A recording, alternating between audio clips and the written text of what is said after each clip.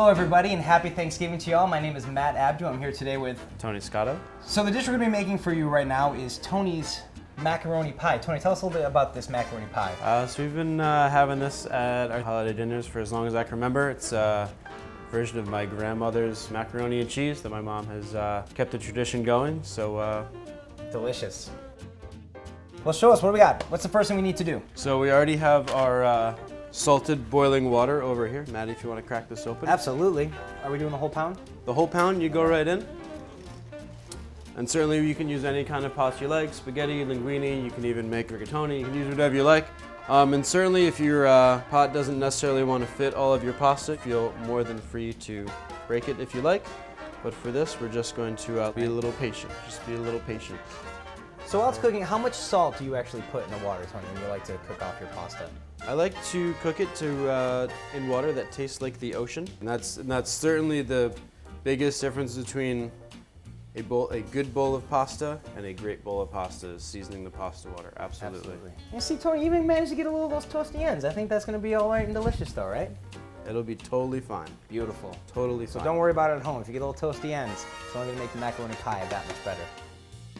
So you're going to break my stones about my my chive cuts, Tony, or are these looking all right? You're too big. I can't even see over your shoulder, man. I don't know what you're doing. It's all those meatballs. It's all the stuff. The meatball lifts. Yeah. So what are we going to do with this parsley now? What's next? We're just going to chop it up as fine as we can. All right. So what do we have here? About a cup worth of picked leaves? 2 cups picked. It'll chop down to a little bit less than a cup, I would imagine. So our pasta is ready. So we're just going to strain off all the liquid. And we're not tossing it like a traditional pasta, so don't worry about saving any of the liquid. So what we're gonna do is Maddie's gonna break up some cheese here. So now you can see the beautiful about burrata is that inside the mozzarella skin, what you wanna see is you wanna see these beautiful strands of stracciatella cheese within the inside of it. If you buy burrata in the middle of it, it's like more of like a mascarpone or cream cheese or dense, creamy texture. It's usually an indication of it's a little bit older and the cream has all sort of started to break down. So you want to see those beautiful strands of stracciatella within. So I'm just taking all of it and just kind of breaking it up, right? He's gonna break it up, and while Maddie's doing that, we're gonna take a little bit of butter. This butter makes everything good. You know what? Right there, that bowl, butter, Parmesan, and olive oil, I'm good. One of my most common after-school snacks. My little brother and I would come home every day after school, and he would make himself that exact thing that you're making right there, and he just put so much macaroni cheese, what we used to call when we were kids, and it was just, oh. We put provolone on everything. Nice. Sharp grated provolone on everything. Little provolone gabagool sandwich, Tony. We're good to go. All right. So how am I looking with this cheese? Is it broken up so enough? let's get all the cheese in there. Add it right to the pasta. Right in there. All right, here we go. So we're going in. You can also take the ricotta and add it in. Okay. Now, is this any sort of specific? Is it sheep's milk ricotta, cow's milk ricotta? This is cow's milk ricotta. You could certainly use whatever you prefer. Fantastic. We're just going to mix it so it starts to incorporate. At this point, we can also add a raw onion. Raw onion. So one little trick with this is you want to let it kind of cool off a little bit. The cold cheese is going to help. So before we add the eggs, so they don't cook right away when you add them in. Maddie, you want to grab a little bit of cold butter? Sure.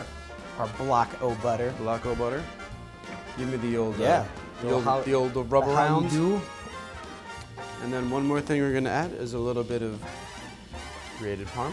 Oh yeah.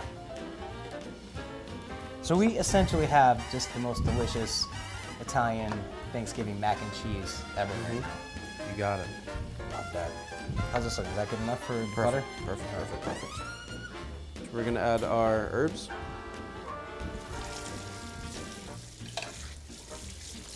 We're going to add our 2 eggs.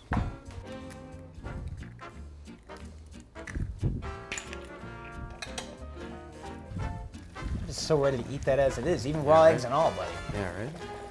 Take what we got right here, literally slide it right out into your nice buttered pan. Oh yeah, look at that. So make sure we get all the goodness out of this bowl. Which is filled with goodness. Just put it in the oven to golden brown. Should take about 20 minutes. Ooh-wee. There you go. That is gonna be some good eats. If you guys could smell what we're smelling right now, you would be drooling. Look at that.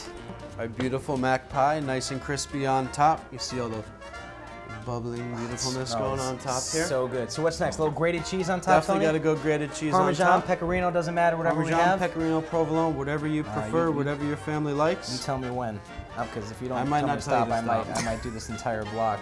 Ugh, smells absolutely divine. Matt, we're gonna hit it with a little bit of fresh oil. You haven't told me to stop. Am I still Okay, going? all right, we gotta stop. We gotta stop. A little bit of fresh oil. Hit it with a couple really nice, quick cracks of black pepper on top. So a little cacio pepe going on over the love top. that black pepper and cheese together. You should definitely let it sit. It might burn your mouth a little bit, so we're gonna let it how hang long? out for a little bit. For how long? Probably 30 about like minutes? a half hour. Well, I've never really been patient when it comes to tasting things and eating food, so I have to absolutely give this a taste, Tony. Oh, man. All right. Oh, dude. It was absolutely delicious, but I just burnt my mouth, so I definitely suggest you wait the 30 minutes, like Chef Tony said, to let it sit and cool itself down. But, oh man, is that good. Way to go. So now that we've let our macaroni pie rest a little bit and Matt's recovered from toasting his taste buds I'm ready, there, fork in hand. we're gonna cut a looks like little. I don't even need a fork for that. I'm gonna take a straight bite of it. This is the pie move, bro. Oh yeah. So from our family to yours, enjoy your macaroni pie and happy Thanksgiving. Cheers.